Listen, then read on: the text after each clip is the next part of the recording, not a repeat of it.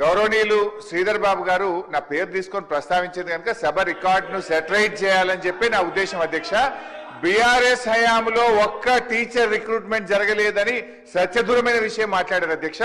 I'm challenging LA minister Sridhar Babu garu, మా హయాంలో 26,000 ఉపాధ్యాయ ఉద్యోగాల నియామకం జరిగింది. 8,000 పబ్లిక్ సర్వీస్ కమిషన్ ద్వారా చేశాం. మరో 18,000 మేము గురుకులాల్లో నియామకాలు చేశాము. 26,000 ఉపాధ్యాయుల నియామకం జరిగితే ఒక్కటి జరగలేదని చెప్పి శ్రీధర్ బాబు గారు మాట్లాడడం చాలా పొరపాటు సార్. రెండో పాయింట్ సార్, ఎన్ని స్కూళ్లు మీరు మూతపడ్డాయని మా సబితకు అడిగితే 79 తెరిపించారని బాగానే చెప్పారు. కానీ మూతపడ్డ 1913 స్కూళ్ల సంగతి ఎందుకు మాట్లాడారు అని నేను అడుగుతా ఉన్నాను అధ్యక్ష. గౌరవనీయులు శ్రీధర్ బాబు గారు నా పేరు తీసుకొని ప్రస్తావించేది కనుక సభ రికార్డును సెటరైట్ చేయాలని చెప్పి నా ఉద్దేశం అధ్యక్ష. బీఆర్ఎస్ హయాంలో ఒక్క టీచర్ రిక్రూట్మెంట్ జరగలేదని సత్యదూరమైన విషయం మాట్లాడారు అధ్యక్ష.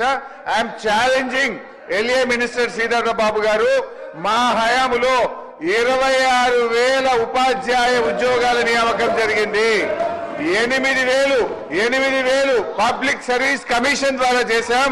మరో 18,000 మేము గురుకులాల్లో నియామకాలు చేశాము. 26,000 ఉపాధ్యాయుల నియామకం జరిగితే ఒక్కటి జరగలేదని చెప్పి శ్రీధర్ బాబు గారు మాట్లాడడం చాలా పొరపాటు సార్. రెండో పాయింట్ సార్, ఎన్ని స్కూళ్లు మీరు మూతపడ్డాయని మా సబితకు అడిగితే 79 తెరిపించారని బాగానే చెప్పారు. కానీ మూతపడ్డ 1913 స్కూళ్ల సంగతి ఎందుకు మాట్లాడారు అని నేను అడుగుతా ఉన్నాను అధ్యక్ష.